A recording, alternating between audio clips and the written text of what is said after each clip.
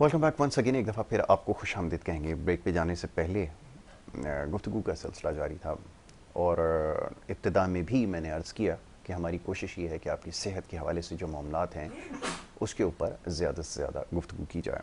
तो जनाब, ये सिलसिला हमने शुरू कर रखा है जिसके अंदर फ्राइडे के दिन यानी जुमे के रोज़ हम दूसरा जो हमारा सेगमेंट होता है उसमें हम कोशिश करते हैं कि जो आपके नफ्सियात के हवाले से जो मसाइल हैं, बहुत सारे लोगों को ये मसाइल दरपेश हैं लेकिन शायद उनको इस चीज़ का अभी अंदाज़ा नहीं है कि वो शायद किसी नफ्सियाती मसले का शिकार हैं और बहुत ज़्यादा इसके ऊपर कोशिश कर रहे हैं कि इस चीज़ को खुदारा समझा जाए कि नफ्सियात से जुड़े जो मसाइल हैं इसका कतई ये मतलब नहीं होता कि आप किसी पागलपन का शिकार हैं या कोई ऐसी बात है। हर किसी के जो दिमाग रखता है उसके सोचने में अगर फ़र्क आ रहा है या किसी वजह से, हालात की वजह से और किसी मसले की वजह से अगर वो उसकी सोचने समझने की सलाहियत मुतासिर हो रही है तो वो नफ्सियाती मसला है और जो काबिल इलाज है। मैं लफ्ज़ दोहराता हूँ कि वो काबिल इलाज है, लेकिन हमें उसके लिए सही डॉक्टर से रुजू करने की ज़रूरत है। और इस चीज़ पे ज़्यादा ज़ोर दे रहा है कि खुदारा ये जो नफ्सियाती मसाइल हैं या अगर किसी किस्म का कोई मसला दरपेश है उसके लिए ख़ुद से किसी भी किस्म का दवा का इस्तेमाल जो हम खुद से करते हैं वो ना करें। तो ये सबसे ज़्यादा ज़रूरी है। तो खुदारा इन तमाम चीज़ों को समझने की कोशिश करें। और बहुत सारे ऐसे मसाइल हैं जिनका हमें शायद इल्म नहीं है। कोई जिस्मानी हमारे साथ मसाइल अगर दरपेश हैं तो हो सकता है कि उससे हमारी सोचने समझने की सलाहियत भी मुतासिर हो रही हो, तो ये भी नफ्सियाती मसाइल का सबब बनते हैं। उसके ऊपर यकीनन हम गुफ्तगू कर रहे हैं और बहुत सारे इससे जुड़े दीगर मसाइल हैं। आप भी इस प्रोग्राम में कॉल करके शामिल हो सकते हैं और अगर किसी किस्म का कोई मसला है तो आप हमारे जो मोअज़्ज़ज़ मेहमान हैं उनसे इस बारे में बात कर सकते हैं। मोअज़्ज़ज़ मेहमान हमारे यहाँ पर एक दफ़ा फिर मौजूद हैं, डॉक्टर शफीक यासीन, डॉक्टर वैस। अब दोनों यासीन शफीक हॉस्पिटल उससे आपका ताल्लुक़ है और ये नफ्सियात के हवाले से बहुत सारी जो बीमारियां हैं, ख़ास तौर पे जो नशे के आदी अफराद हैं उनके लिए एक बहुत बेहतरीन जगह है जहाँ पर उनकी ट्रीटमेंट की जा रही है। और आपका ये जो हॉस्पिटल है बड़े तवील अरसे से काम कर रहा है, इसके बारे में भी आपको ज़रूर बताएंगे। आज एक दफ़ा फिर डॉक्टर साहब को मैं वेलकम करूँगा। आप दोनों का बहुत शुक्रिया, डॉक्टर शफीक यासीन और डॉक्टर वैस।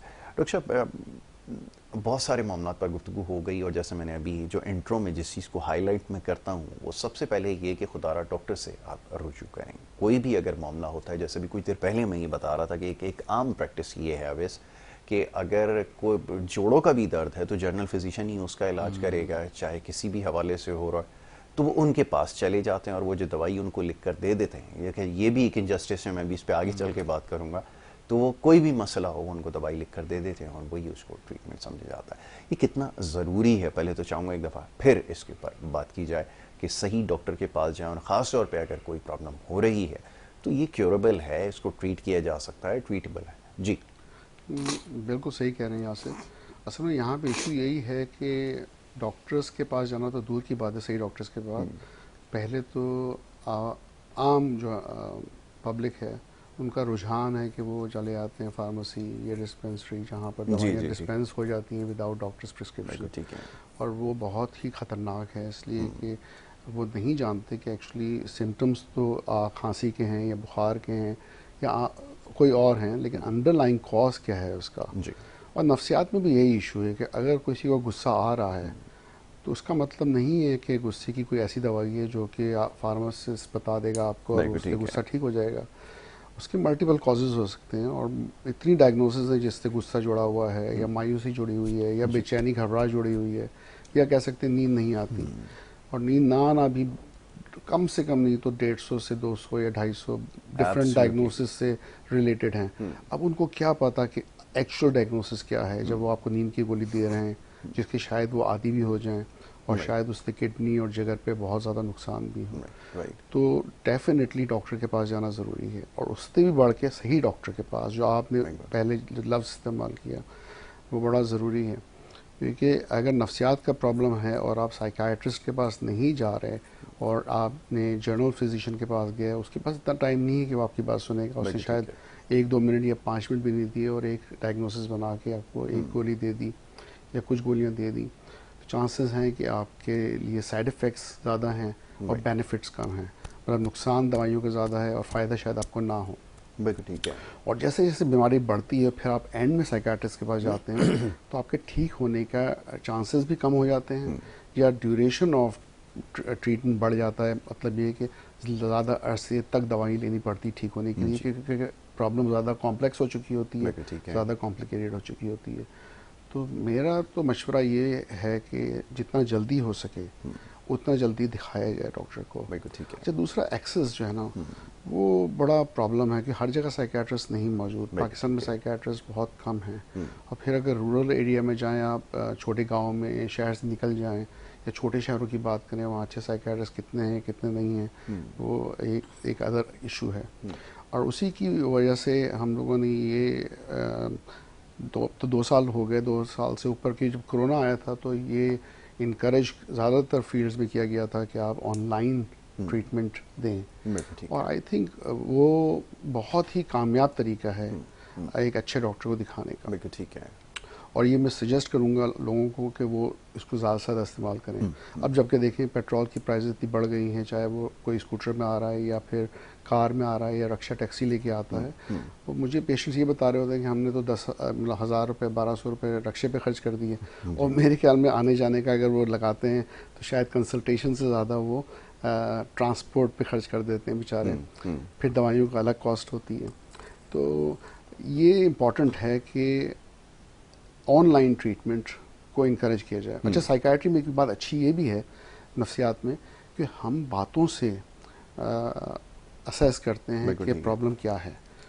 मायूसी है, बेचैनी है, घबराहट है, नींद नहीं आ रही है, उसकी कॉजेज़ क्या हैं, हिस्ट्री क्या है पीछे, डेवलपमेंटल या चाइल्डहुड प्रॉब्लम क्या है, बचपन में क्या इश्यूज़ हुए थे या ट्रॉमा क्या था या क्या सदमा हुआ था किसी को। ये बातों से हम मालूम कर सकते हैं। ठीक है। हमें उसके लिए स्टेटोस्कोप की ज़रूरत नहीं है, किसी स्पेशल टेस्ट की ज़रूरत नहीं है। तो जब जैसे कैमरे में इस वक्त लोग मुझे देख रहे हैं या इजीली देख सकते हैं, बात सुन सकते हैं, इस तरह वीडियो पे एक मोबाइल पे, व्हाट्सएप पे, स्काइप पे आराम से जो है ना वो ट्रीटमेंट दिया जा सकता है। ठीक है। प्रिस्क्रिप्शन लिखा जा सकता है, दवाइयाँ पोस्ट की जा सकती हैं।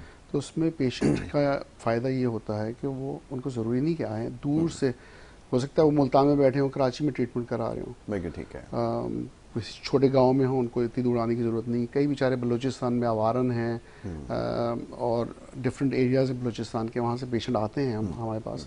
फिर हमको यही गाइड करते हैं कि इतनी दूर से आप आए, कितने हज़ार रुपये आपने खर्च किए आने जाने पे। तो ये अनलेस कि उनको एडमिशन की ज़रूरत हो तो अलग बात है, लेकिन अगर सिर्फ OPD अपॉइंटमेंट से ही और एज एन आउट पेशेंट अगर ट्रीटमेंट दिया जा सके तो ये बहुत इजीली अवेलेबल है। अच्छा, उसके लिए फिर हम लोगों ने ये भी किया कि उसकी कॉस्ट भी लोअर रखी है, क्योंकि इसमें फ़ायदा भी है पेशेंट्स का। प्लस अगर ज़्यादा कंसल्टेशन चार्जेस हैं तो हम लोग सिर्फ 500 से 1,000 रुपये में भी ऑनलाइन कंसल्टेशन कर लेते हैं। शायद ये इतना भी नहीं है जितना उनका आने जाने में खर्चा हो जाए। और फिर फ्री डिलीवरी दवाइयों की करवा देते हैं। बाइकिया से आजकल बहुत आसान है और दूसरे और ऑप्शन हैं जिससे डिलीवरी हो सकती है दवाइयों की। अच्छा, हॉस्पिटल में आने का एक और नुकसान ये भी होता है, पैथोजेंस या जरासीम। अच्छा, लोग आते हैं, अब आपने कोरोना में देखा था कि आप नहीं निकले घर पे, और हॉस्पिटल तो एक ऐसी जगह है जहाँ के आप रिसेप्शन में बैठे हुए हैं और दूसरे मरीज बैठे हुए हैं, जो चांसेस हैं कि वायरल इन्फेक्शन के और दूसरे इश्यूज़ के। फिर ख़वातीन या वालिदैन अपने बच्चों को लेके आ जाते हैं हॉस्पिटल, तो क्योंकि उनको घर में कोई बच्चा संभालने वाला नहीं होता। बिल्कुल ठीक है। तो ये बहुत इम्पोर्टेंट है कि ऐसा ना हो कि आप एक बीमारी के लिए तो आ रहे हैं इलाज के, कोई और बीमारी लेके चले जाएं। बिल्कुल ठीक है, ऐसा तो हो सकता है। ये भी इशू है। तो मल्टीपल इश्यूज इससे शामिल हैं। फिर जिस पे हमने अभी लास्ट टाइम बात की थी, स्टिग्मा।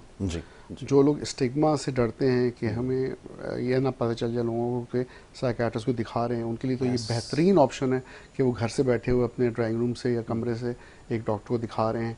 और ये भी नहीं कि आप आ रहे हैं अस्पताल, नफ्सियाती अस्पताल और जा रहे हैं, तो उसमें स्टिग्मा भी डील हो जाता है। एग्जैक्टली। कॉन्फिडेंशियलिटी के हवाले से बहुत सेफ है, क्योंकि कॉन्फिडेंशियल मतलब कि कोई सुन नहीं रहा आपकी बात, आप हॉस्पिटल नहीं आ रहे हैं, किसी और को नहीं पता चल रहा कि आपको कोई बीमारी है या प्रॉब्लम है। जो चीज़ें छुपाना चाहते हैं, कॉन्फिडेंशियल रखना चाहते हैं, उस हवाले से भी बहुत इंपॉर्टेंट है कि ऑनलाइन असेसमेंट्स को या डॉक्टर्स को दिखाने को वो इनकरेज किया जाए।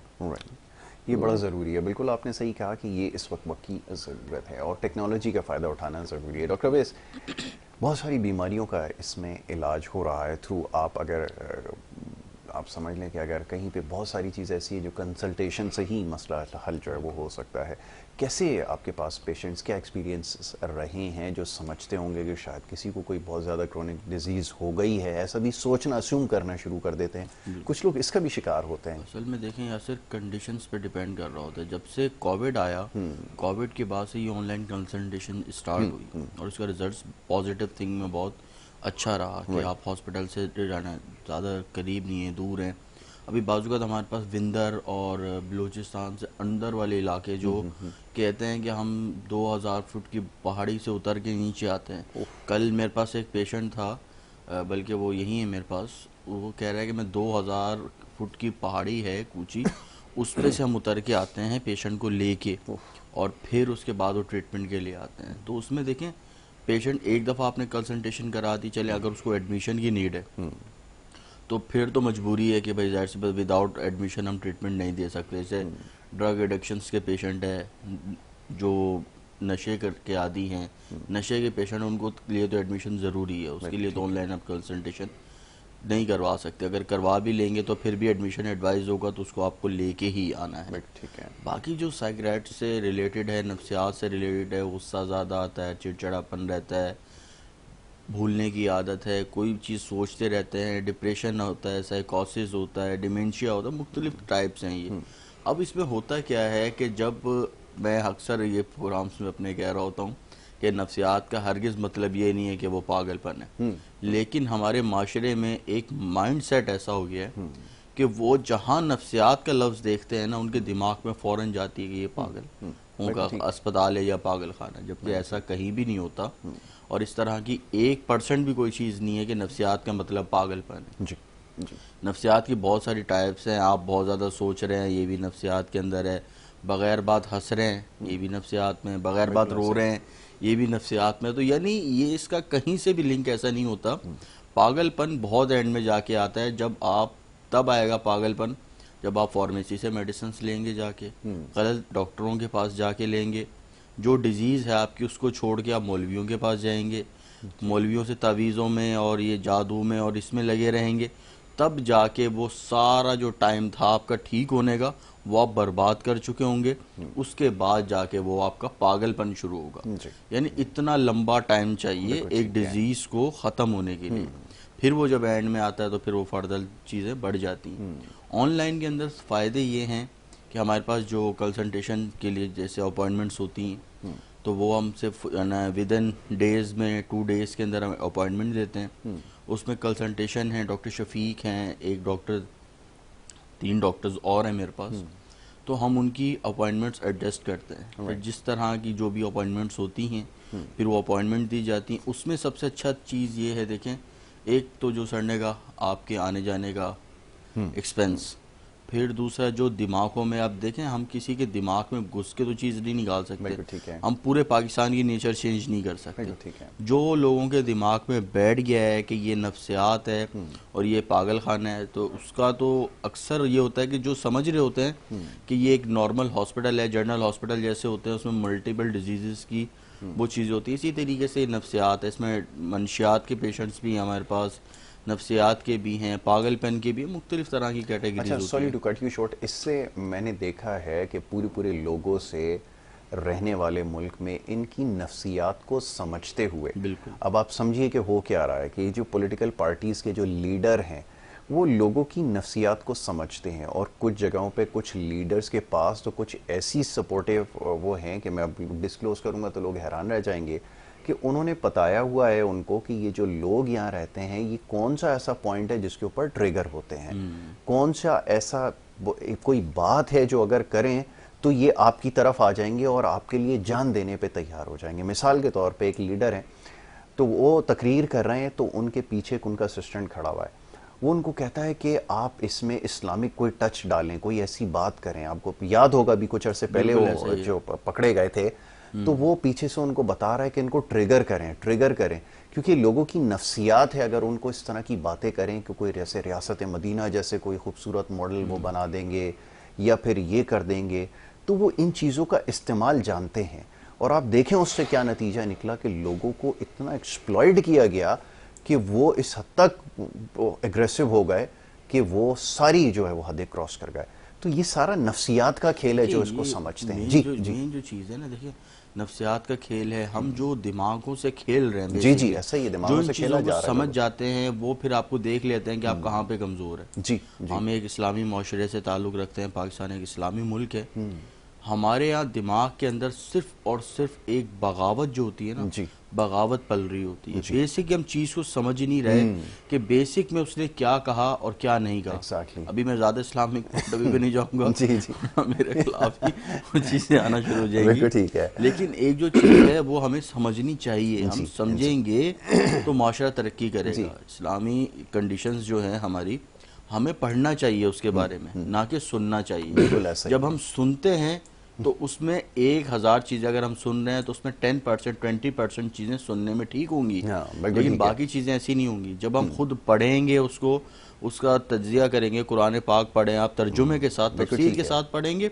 आपको चीज़ें क्लियर हो जाएंगी। उसमें कुछ भी नहीं है स्टडी ऐसा। करना जरूरी है, स्टडी बिल्कुल करें। ठीक है। इसी तरीके से अब हम जब नफ्सियात के ऊपर हम वापस आते हैं अपनी, तो जो लोग नहीं आ पा रहे, जो नफ्सियात का वर्ड देख के डरते हैं, तो उसके लिए हम ऑनलाइन कंसल्टेशन करते हैं। अपने रूम में रहकर आप ऑनलाइन कंसल्टेशन कराएं, कराने के बाद फिर उसके बाद जो भी उसकी असेसमेंट मेडिसिन होती है वो हम बाइकिया के थ्रू, TCS के थ्रू, कोई सी भी कंपनी, हम कोरियर कंपनी, हम उनके घर पे डिलीवर कर देते हैं। उसमें बेहतरी ये रहती है कि एक तो मेडिसिन पेशेंट्स को मिलती रहती है, प्रॉपर तरीके से मेडिसिन खाते रहते हैं, इम्प्रूवमेंट्स जल्दी आ रही होती हैं, और फिर ना डॉक्टर के आने तक का एक्सपेंस, जाने का, हॉस्पिटल की उस चीज़ों के बारे में कि भाई किसी को पता ना चल जाए, कुछ सीक्रेट रह के ट्रीटमेंट करवाना चाहता है, तो ये बहुत अच्छा एक वो लेवल है कि आपका ट्रीटमेंट भी हो जाता है और आपको इन सारी चीज़ों से वो भी रहता है, बंदा सेफ भी रहता है। बिल्कुल ठीक है। डॉक्टर साहब, थोड़ा सा टॉपिक से हट के है बात, लेकिन ये कि बात करना ज़रूरी है। अब ज़ाहिर है कि लोग देखते हैं तो बहुत सारे हमारे यहाँ लोग फोबियाज़ का शिकार हैं, और वो किसी भी किस्म का हो सकता है फोबिया। अच्छा, एक बड़ा मोस्ट कॉमन मैं देखता हूँ जिसका मैं शायद खुद भी शिकार रहा हूँ, कि मैं क्लस्ट्रोफोबिया, यानी कि आप किसी ऐसी जगह पे जाने से डरते हैं, किसी लिफ्ट में या किसी बंद जगह पे, तो उससे वो करते हैं। क्या ये ट्रीटेबल हैं? क्योंकि मैंने अक्सर लोगों को देखा है, या कुछ चीज़ों के अंदर ऐसा हुआ है कि मैंने वक्त के साथ उनको ओवरकम कर लिया, लेकिन स्टिल कुछ ऐसे फोबियाज़ हैं जो अभी भी मौजूद हैं। हर इंसान के, किसी को आग से होता है, किसी को ऊंचाई से होता है, कि ये भी क्योरेबल हैं? बिल्कुल, हर तरह का फोबिया क्योरेबल है, और उसमें मेडिकेशन कॉम्बिनेशन विद साइकोथेरेपी दी जाती है। यूजली डिसेंसिटाइजेशन थेरेपीज़ जो हैं वो ज़्यादा यूज़ की जाती हैं। अब उसका आसान लफ्ज़ों में कहने का मतलब ये है कि अगर जिस चीज़ से फोबिया है उसका ग्रेडेड एक्सपोजर होता है, कि एक चार्ट बनाया जाता है कि उसको ग्रेजुअली कम ओवर करने के लिए किस स्टेप्स को लिया जाए कि फोबिया आस्ते आस्ते करके कम हो। और वो एक इंसान की एवेल्यूएशन से पहले तो देखना पड़ता है कि फोबिया की टियोलॉजी क्या है, क्या रीज़न है, क्या कोई ट्रॉमेटिक एक्सपीरियंस हुआ था उसको बचपन में, या कोई ऐसा एक्सपोजर हुआ था जिसकी वजह से वो फोबिया क्रिएट हुआ, या जेनेटिक उसके रीजनिंग है कोई ना कोई। लेकिन इन शॉर्ट यस, फोबियाज जितने भी हैं उनके ट्रीटमेंट मौजूद हैं और इजीली अवेलेबल हैं। और कई लोग तो पूरी ज़िंदगी गुजार देते हैं फोबिया में और खौफ में और डर में कि वो ट्रीटेबल नहीं होगा, और सोचते हैं कि ये हमारी पर्सनैलिटी या नेचर का हिस्सा है, और वो ट्रीटमेंट के लिए जाते ही नहीं हैं।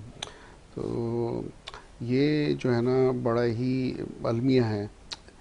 फोबिया से हट के, बल्कि फोबिया को लेते हुए, कल एक पेशेंट मेरे पास पहली दफ़ा आया था, इंजीनियर, वेरी एजुकेटेड पर्सन माशाल्लाह से, और कह रहा था कि मुझे बचपन से, और ही वाज 35 इयर्स ओल्ड, बचपन से सोशल फोबिया। मतलब मैं लोगों में जाता हूँ जहाँ ज़्यादा लोग होते हैं, मुझे बहुत ज़्यादा हार्ट बीट तेज़ हो जाती है, स्वेटिंग आने लगती है, अचानक से पैनिक अटैक्स होते हैं, एंजाइटी बहुत बढ़ जाती है, तो लोगों का सामना करने का खौफ। और मसला सिर्फ यही था कि उसने दवाइयाँ कभी ली नहीं।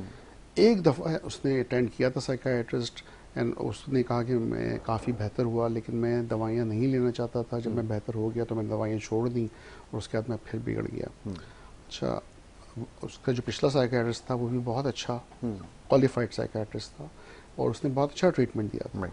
और वो अगर मेरे पास आया होता और क्या पूछता मुझसे कि भाई मैं आपको दिखाऊं या उसको दिखाऊं, तो मैं ज़रूर कहता यार तुम उसी के पास चले आओ, उसने बिल्कुल ठीक ट्रीटमेंट किया था तुम्हारा। बात सिर्फ यही है कि अगर आप ट्रीटमेंट लेके छोड़ देते हैं और फिर वही चीज़ वापस आ जाती है, उसकी वजह से आपकी पूरी ज़िंदगी जो है ना आगे खौफ में जा रही है। आप काम पे जा रहे हैं, वहाँ पे आप बॉस से डर रहे हैं, लोगों में घुल मिल नहीं सक रहे हैं, अपने फोबिया की वजह से सही से काम नहीं कर सक रहे हैं, तो उस पर आपके इफ़ेक्ट्स आते हैं। और जब आप काम पे उसका आउटपुट ख़राब हो जाता है या वो आपको वार्निंग आने लगती है बॉस से कि भाई आप देख लें आप काम कर सकेंगे कि नहीं, फिर आपकी रिलेशनशिप और घर पे उसके इफेक्ट्स आने लगते हैं कि भाई एक इनसिक्योरिटी आ जाती है कि मेरी जॉब चली जाएगी। तो एक गोली ना लेने की वजह से ये सोच के कि मैं इसका आदी बन जाऊंगा या और कोई नेगेटिव अजम्पशन, उसकी लाइफ जो है ना वो बहुत ज़्यादा डिफ़िकल्ट टीम है। उसको मैंने काफ़ी समझाया और फिर वो बिकॉज एजुकेटेड था वो समझ भी गया माशाल्लाह से, और उसने कहा कि मैं ट्रीटमेंट इस दफ़ा कंटिन्यू करूँगा। और उसने फिर जब एक सवाल मुझसे पूछा कि आपका क्या ख्याल है डॉक्टर, क्या मुझे लाइफ टाइम दवाई लेनी पड़ेगी? That is a very difficult question to answer. लेकिन जिस तरह उसने मुझे बताया था कि उसको बचपन से ही ये प्रॉब्लम रहे हैं और एक दफ़ा ट्रीटमेंट लेने के बाद ये प्रॉब्लम वापस आ गई है, तो तकरीबन 80 से 90% चांसेस होते हैं कि अगर आप दवाई रोकें तो ये बीमारी वापस आ जाती है। Exactly. तो ये डिसीजन तो पेशेंट का ही होता है, मेरी नज़र में मरीज़ का डिसीजन होता है। मैं कभी ये नहीं कहता कि मैं एज अ डॉक्टर ये डिसीजन लूँ कि आप ज़िंदगी भर दवाई लेंगे या ना लेंगे। मैं सिर्फ तराजू में तोलता हूँ और बता देता हूँ कि स्टैटिस्टिकली क्या चांसेस हैं कि आप बिगड़ जाएंगे अगर हम दवाई रोकें, और या आप ठीक रहेंगे। लेकिन फ्यूचर तो सिर्फ अल्लाह जानता है, शफा भी अल्लाह देता है, ये हम मानते हैं। लेकिन एविडेंस बेस्ड रिसर्च और स्टडीज़ के हवाले से जो चांसेस होते हैं वो प्रोबेबिलिटीज़ मैं उनको बता सकता हूँ। बिल्कुल ठीक है। और उसको फिर मैं कहता हूँ आप खुद डिसाइड करें कि आप क्या चाहते हैं। ये फैसला है कि एक ट्रीटमेंट इलाज की जिम्मेदारी हमेशा पेशेंट के ऊपर होनी चाहिए, डॉक्टर के ऊपर नहीं। क्योंकि जब वो दरवाजे से निकल के जाता है ना, तो फिर मैं नेक्स्ट पेशेंट देखता हूँ, फिर मैं उस पेशेंट के बारे में नहीं सोचूंगा, ना ही घर जाके उसके बारे में परेशान होऊंगा। एग्जैक्टली। और ना ही जो परेशानियां वो फेस कर रहा होगा मैं फेस कर रहा हूँ। बिल्कुल ठीक है। तो ये इलाज जो है वो उसके लिए ही इम्पोर्टेंट है सबसे बढ़ के, या उसकी फैमिली के लिए, तो उसकी जिम्मेदारी हमेशा उन्हीं के कंधों पे होनी चाहिए। बिल्कुल ठीक है। ये डॉक्टर के कंधों पे नहीं होती है। राइट। अच्छा डॉक्टर वैस, एक और क्वेश्चन आपके लिए, वो ये है कि हम सब से मुराद ये कि सोसाइटी के अंदर जब मैं देखता हूँ एहसास कमतरी का लोग बहुत शिकार हैं, इन्फीरियरिटी कॉम्प्लेक्स, इसका हम शिकार हैं बहुत ज़्यादा। और इसकी वजह से जो कुछ हम करते हैं उसकी, हम जब भी कहीं जाते हैं तो हमारी जो पर्सनालिटी होती है वो सारी कहानी जो है वो बयान कर रही होती है। और ये जो एहसास है, जो एहसास कमतरी है, इसने हमारे लिए बड़े मसाइल खड़े किए हैं।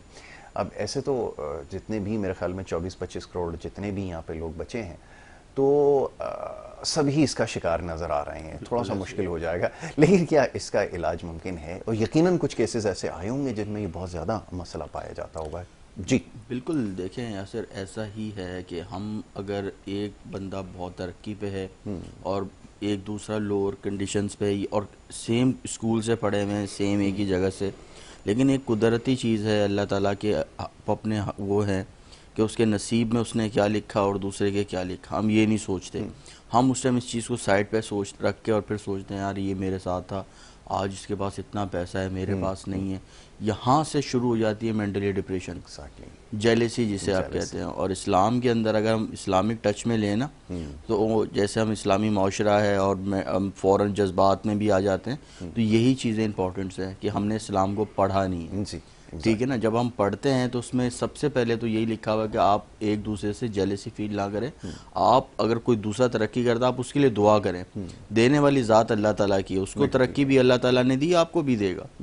ठीक है ना। लेकिन हम इन सारी चीज़ों को छोड़कर सिर्फ एक एहसास कमतरी, छोटी छोटी चीज़ों के ऊपर सोचना, फील नहीं होने देंगे। फील कर रहे हैं कि यार इसके बाल हैं मेरे नहीं है, इस बात पे भी छोटी छोटी सी चीज़ें होती हैं, लेकिन वो कॉम्प्लेक्स का शिकार होते हैं हर चीज़ के बारे में। तो इस तरह के पेशेंट्स भी हमारे पास आते हैं। फिर लेकिन अपनी ज़बानी तो कोई नहीं बताता कि मैं इससे जल रहा हूँ या मैं ऐसे जेलेसी फील कर रहा हूँ। तो उनकी चीज़ों को जिस टाइम हम डिस्कस कर रहे होते हैं, बात कर रहे होते हैं, पेशेंट्स देख रहे होते हैं, उन चीज़ों में से चीज़ें ज़ाहिर होना शुरू हो जाती हैं कि अगर किसी के अंदर ये चीज़ें हैं तो वो फिर जब काउंसलिंग हो रही होती है या जब वो ट्रीटमेंट के लिए बैठे होते हैं, तो फिर ये चीज़ें पॉजिटिव निकल, अंदर की नेगेटिव चीज़ें बाहर आती हैं। फिर उन चीज़ों को पिक करके फिर हम उनका ट्रीटमेंट कर रहे होते हैं। लेकिन बहुत सारे जो इस तरह के लोग हैं, हर चीज़ में जो नेगेटिविटी निकालते हैं, हम अक्सर कह रहे होते हैं कि भाई नेगेटिविटी थिंकिंग ज़्यादा है। अगर आप किसी ऑफिस में जॉब कर रहे हैं या किसी इदारे में, हॉस्पिटल में, समथिंग किसी में भी जगह पे जॉब करते हैं, तो आप अगर डाउन पॉइंट पे आए हैं, न्यू आए हैं, और आपने अपने वर्क ऐसे किया है काम कि उससे आपको तरक्की मिल गई है, या बॉस से अटैचमेंट आपकी हो गई, या कोई भी XYZ चीज़ हो सकती है, तो फिर साथ वाले जो लोग होते हैं वो जेलेसी फील करना शुरू कर देते हैं। ठीक है। फिर कोशिश ये की जाती है कि किसी तरीके से उसे लेग डाउन किया जाए। बिल्कुल। जबकि होना ये चाहिए कि अगर कोई ऊपर की तरफ जा रहा है तो उससे ऊपर की तरफ खींचने वाले हों, जहाँ के नीचे की तरफ खींचे जाए। बिल्कुल ठीक है डॉक्टर वैस और डॉक्टर फरीद शफीक यासीन गुफ्तगू जारी रखते हैं। एक छोटी सी ब्रेक के लिए कहा जा रहा है, बड़ी इंटरेस्टिंग डिस्कशन है, दिल तो नहीं करता ब्रेक लेने का, लेकिन ब्रेक लेना ज़रूरी है। एक छोटी सी ब्रेक के बाद वापस आ रहे हैं, आप देखते रहिए हमारा प्रोग्राम।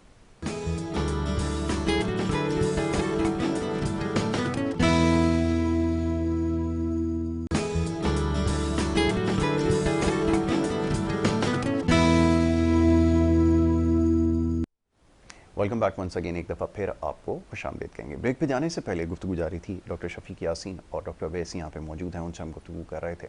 और आज के दिन हम कोशिश करते हैं कि इंसान की नफ्सियात के हवाले से और जो नफ्सियाती मसाइल हैं जिसका हम सब शिकार हैं, कैसे इनको ठीक किया जा सकता है और क्या इनको इलाज की ज़रूरत है, ये जो मसाइल हैं, तो ये वो तमाम मामलात हैं जिसके ऊपर गुफ्तगू हो रही है।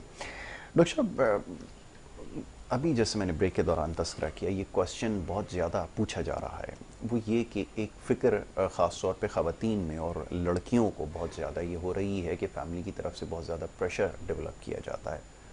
वो ये कि तुम्हारी एज जो है वो बढ़ती जा रही है और अगर तुम्हें कोई पसंद नहीं आ रहा, देखिए मैं भी कुछ देर पहले कह रहा था, हर इंसान को हक़ है कि उसकी अपनी पसंद हो। ख़वातीन को और आदमियों को हमारे रिलीजन में इक्वल राइट है कि आप अपनी पसंद से कर सकते हैं, लेकिन वो आपको पता है कि जो सोसाइटी की नॉर्म्स हैं, जो यहाँ की प्रैक्टिसेस हैं, वो उसको उस तरफ पुश करती हैं कि वो एक नफ्सियाती मसले का शिकार हो। और अनफॉर्चुनेटली ये होता जा रहा है, बहुत तेज़ी से केसेस सामने आ रहे हैं और उनको ये फेयर भी है। कुछ मैंने स्टूडेंट्स मेरी जो हैं, मैंने उनसे ये पूछा तो उनको फेयर ये है कि हमारी शायद एज निकल जाएगी तो फिर हमारा क्या होगा और ये होगा, ये प्रेशर बढ़ता जा रहा है और मुख्तलिफ फिर साइकोलॉजिकल इशूज़ सामने आना शुरू हो जाते हैं बहुत जल्द। क्या इनको ट्रीट करने की ज़रूरत है? And again question remains the same कि ये क्योरेबल है, ट्रीटेबल है? प्लीज़। देखिए, ये भी फैमिली थेरेपी में आती है आई थिंक ये इशू, क्योंकि ये सिर्फ लड़की का मसला नहीं है, उनकी फैमिली का इशू भी है जो कि प्रेशर डाल रही है।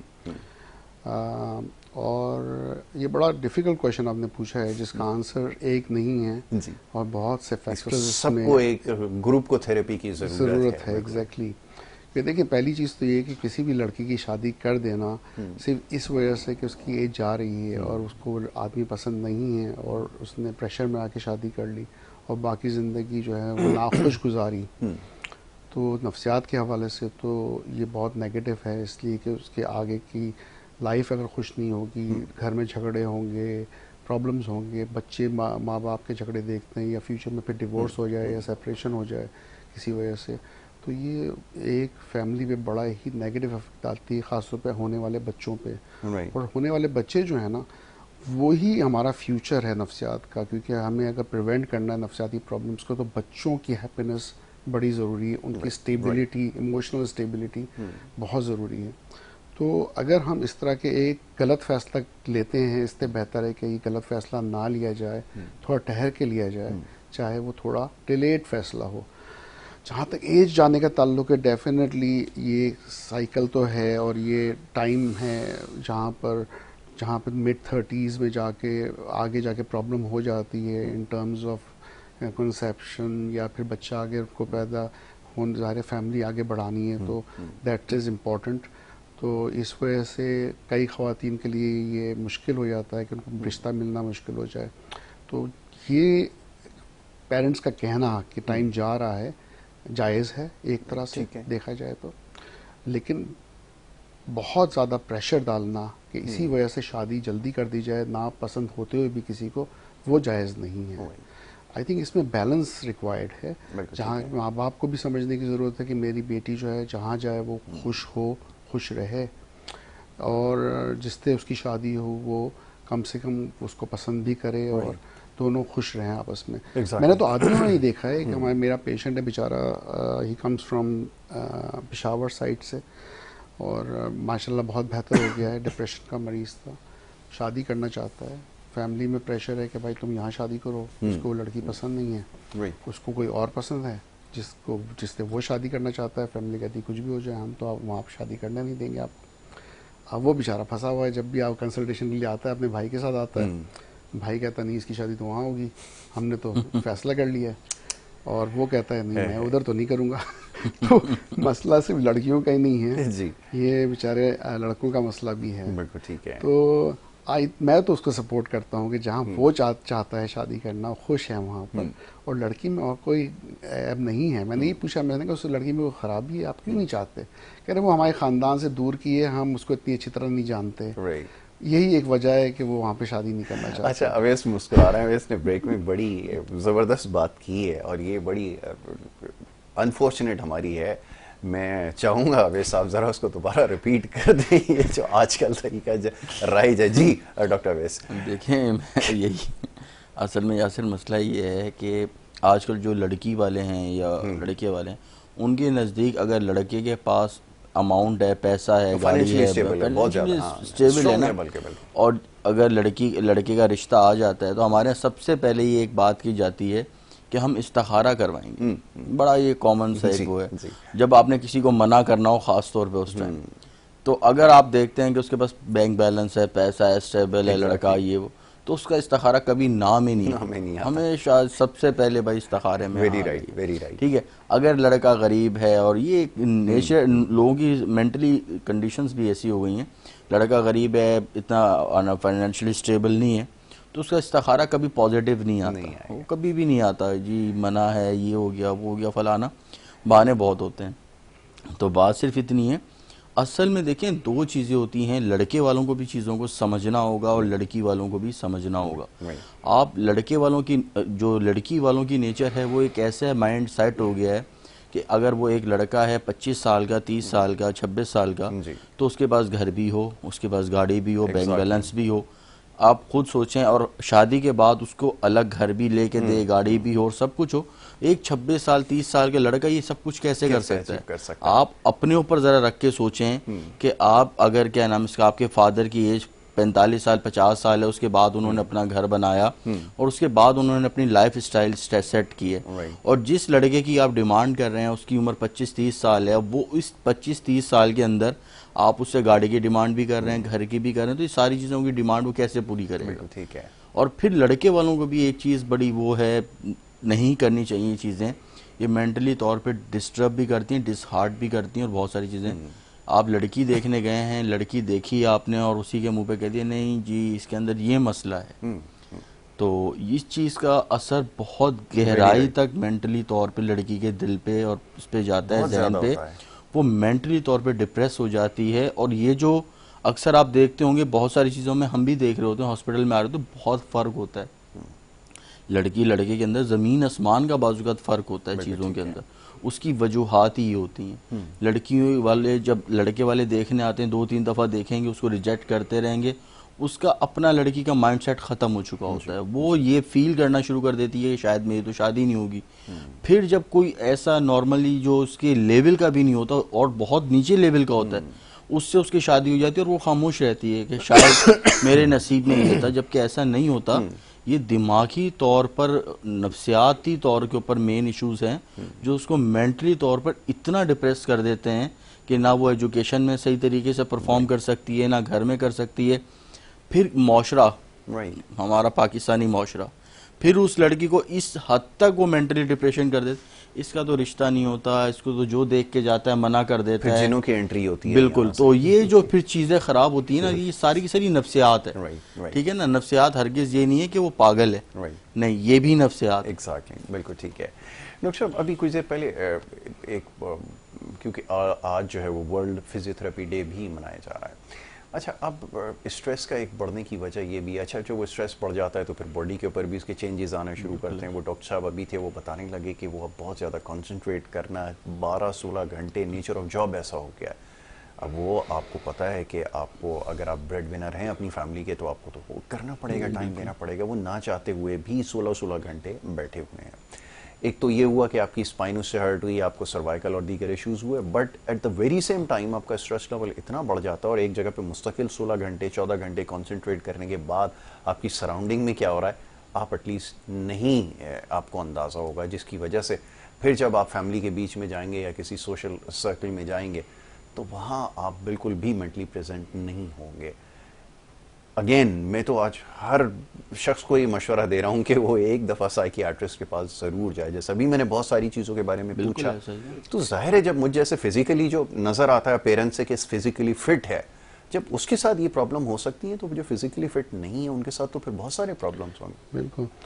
एक तो हमारा इशू ये भी है कि हम समझते हैं कि जो आवर्स हम दे रहे हैं काम पे या पढ़ाई पे, वो डायरेक्टली प्रोपोर्शन है आउटकम के, जो कि कम्प्लीटली गलत है। अगर आप 12 घंटे काम कर रहे हैं, इसका मतलब नहीं कि आपने 12 घंटे के बराबर काम किया है। हो सकता है आप 2 घंटे काम करके 12 घंटे से ज़्यादा काम करते हैं, उन 2 अचीव कर लें 2 घंटे में। तो प्रोडक्टिविटी जो है ना उस वक्त होती है जब आप बर्न आउट ना हो, आप खुशी से काम कर रहे हो, आपके दिमाग में कॉन्फ्लिक्ट्स ना हो या परेशानियां ना हो, सोचे ना हो, आप दिल से और पैशनेट हो के काम कर रहे हो और आपके लिए ये पर्पस हो लाइफ का, तो वो आप थकते नहीं हैं फिर काम से। और दूसरा है कि जब आप लगता है कि आप थक गए हैं तो फिर आपको ब्रेक लेना ज़रूरी है। और देखिए बाहर की कंट्रीज़ में मैं रहा हूँ, बड़ा काम वहाँ देखा है, वो हर कुछ घंटों के बाद ब्रेक लेते हैं। अगर चेयर का काम है कि बैठे बैठे उनको ऑफिस वर्क करना है, तो चेयर के साथ वो एक्सरसाइजेज भी कर रहे होते हैं, बैठे बैठे भी एक्सरसाइज होती हैं, थोड़ी वॉक कर लेते हैं, स्ट्रेचिंग कर लेते हैं। और ये चीज़ जो है ना आपकी मेंटल हेल्थ और फिजिकल हेल्थ दोनों के लिए बड़ी इंपॉर्टेंट है। आप बिल्कुल सही कह रहे हैं, स्पाइन का प्रॉब्लम बड़ा कॉमन होता जा रहा है और ये एक बड़ा इशू है। लेकिन इससे बड़ा इशू ये है कि लोग क्या अपने काम पे खुश हैं। यहाँ पे हायरार्की का जो इश्यूज है कि बॉस उसके नीचे ये, इसके नीचे ये, और एक के बाद दूसरे को दबा रहे हैं और आप कह रहे हैं कि हमें ये प्रोडक्टिविटी चाहिए, प्रेशर के अंडर चाहिए, वो मुमकिन नहीं है जब तक आप अपने एम्प्लॉयज़ को खुश ना रखें, उनकी मेंटल हेल्थ का ना सोचें, ये ना देखेंगे वो उनके आगे और क्या स्ट्रेस हैं या प्रॉब्लम्स हैं। कि घर जब वो जाते हैं और घर में हज़ारों प्रॉब्लम है या रिलेशनशिप में कोई प्रॉब्लम आ रहा है या किसी और फिजिकल हेल्थ रीजंस की वजह से वो सही से कोप नहीं कर पा रहे, या फिर हो सकता है उनको कोई और इमोशनल प्रॉब्लम हो या नफ्सियात का मसला, एंजाइटी का प्रॉब्लम हो, या फिर वो एक्स्ट्रा वर्क करने के बाद बर्न आउट हो रहे हो, तो वो कभी भी प्रोडक्टिव नहीं हो सकते आपके लिए। और एक अच्छी कंपनी, अच्छी जगह पे काम करने के लिए प्रोडक्टिव वर्कर्स का होना ज़रूरी है, जो फोकस होकर काम करें, जो कॉन्सेंट्रेट कर सकें और जो कि आपको क्योंकि अगर वो पैशनेट होंगे ना और मोटिवेटेड होंगे और साथ में फोकस होगा, फिर वो राइट चैनल पे, राइट डायरेक्शन पे काम करेंगे और आउटपुट भी मिलेगा, वरना नहीं। बिल्कुल ठीक है, ये आपने बिल्कुल ठीक कहा कि बड़ा ज़रूरी है और इन चीज़ों को समझना उससे ज़्यादा ज़रूरी है जिस चीज़ की अभी बात हो रही है। डॉक्टर वैस, अब थोड़ा सा यासीन हॉस्पिटल के बारे में, जो साइकियाट्रिस्ट है हॉस्पिटल फैसिलिटीज़ के हवाले से हमने बात की है। चलें, ये तो अंदाज़ा हो गया हमें कि बड़ा अच्छा है इन्वायरमेंट, लोग आना भी चाहिए, हर वॉक ऑफ लाइफ से लोगों को जाना चाहिए, कंसल्ट करना चाहिए, सारी चीज़ें होनी चाहिए।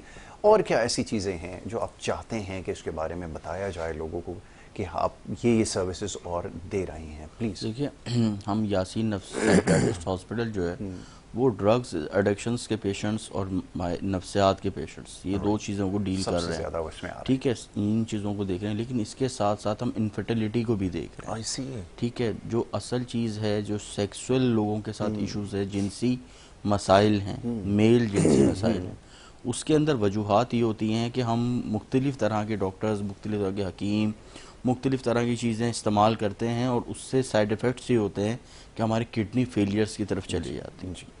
ठीक है, लेकिन लोगों को समझना ये बहुत ज़रूरी है कि ज़रूरी नहीं है कि आप क्या नाम है इसका, अगर आपके साथ सेक्सुअल प्रॉब्लम है मेल के साथ, तो उसके लिए आप कोई मेडिसिन ही लें मेरे को ठीक या क्या नाम है इसका, उसके लिए कोई हकीमी बड़ी अजीब अजीब सी मेडिसिन आती हैं वो लें। उससे लेने से होता क्या है कि आपके एक तो हार्मोन्स डिस्टर्ब होते हैं, टेस्टोस्टेरोन लेवल डाउन होना शुरू हो जाता है, फिर उसके साथ किडनी इश्यूज होना शुरू हो जाते हैं, फैटी लीवर होना शुरू हो जाता है, ये सारी चीज़ें होना, स्टमक डिस्टर्ब हो जाता है आपका, और इसके साथ मेंटली डिसऑर्डर्स बढ़ जाते हैं। ठीक है, हम जो ट्रीटमेंट देते हैं हम इसी सारी चीज़ों को कवर करते हैं। उनको नफ्सियाती तौर पे भी मेडिकेशंस दी जाती हैं और सेक्सुअल उनकी पावर जो है वो बढ़ाई जाती है। और जो मेडिकेशंस दी जाती है, डॉक्टर शफीक यासीन इस चीज़ के लिए 100 से ऊपर अगर हम बात करें तो हमारे पास रिजल्ट्स पॉजिटिव्स हैं, 100+ पॉजिटिव रिजल्ट्स हैं, माइनस की बात 1% भी नहीं है। क्यों? क्योंकि इसका बहुत गहरा ताल्लुक है नफ्सियात का सेक्स के साथ। एग्जैक्टली। तो हम इसी चीज़ का ट्रीटमेंट भी बहुत अच्छी तरीके से कर रहे हैं और बहुत सारे पॉजिटिव रिस्पांस भी है, जिनकी शादियों को काफ़ी टाइम हो जाता है और इन सारी चीज़ों से वो मेडिसिन्स भी लेके थक चुके हैं, दवाइयाँ लेके भी थक चुके हैं, या हमारी गुजरी हुई ज़िंदगी कुछ इस तरीके की होती है जिसकी वजह से हम मेंटली तौर पे प्रिपेयर नहीं होते या मेंटली तौर पे हम उस चीज़ को परफॉर्म नहीं कर पा रहे होते। तो उसकी वजूहात जो हैं उन सारी चीज़ों का ट्रीटमेंट भी हम करते हैं और वो माशाल्लाह पॉजिटिव रिस्पॉन्स में आते हैं। Alright, doctor Awais, doctor Shafiq Yaseen, thank you so very much. आप दोनों का बहुत शुक्रिया। टॉपिक ऐसा है कि इसके ऊपर अगर सारा दिन, मैं हमेशा ये बात रिपीट करता हूँ कि अगर बात करते रहें तो शायद वक्त का ना पता चले, लेकिन इंशाल्लाह इस सिलसिला जारी रहेगा। मैं आप दोनों का एक दफ़ा फिर बहुत ज़्यादा शुक्रगुजार हूँ कि आपने प्रोग्राम में शिरकत की और नसीहत के हवाले से ख़ास तौर पर बहुत सारे मसाइल हैं। अभी हमने बहुत सारी चीज़ों का तस्करा शायद इस वक्त ना किया हो, लेकिन इंशाल्लाह आगे चल के इसके ऊपर ज़रूर गुफ्तगू की जाएगी। तो ये बहुत सारे इस हवाले से क्वेश्चंस भी मौसूल हो रहा है, तो इंशाल्लाह इस सिलसिले को जारी रखेंगे। प्रोग्राम का वक्त क्योंकि यहाँ पे ख़त्म हो गया, इजाज़त आपसे लेनी होगी। नेक्स्ट टाइम इंशाल्लाह दोबारा मुलाकात होगी। मोहम्मद यासर को और हमारी टीम को दें इजाज़त। अल्लाह ने के बाद।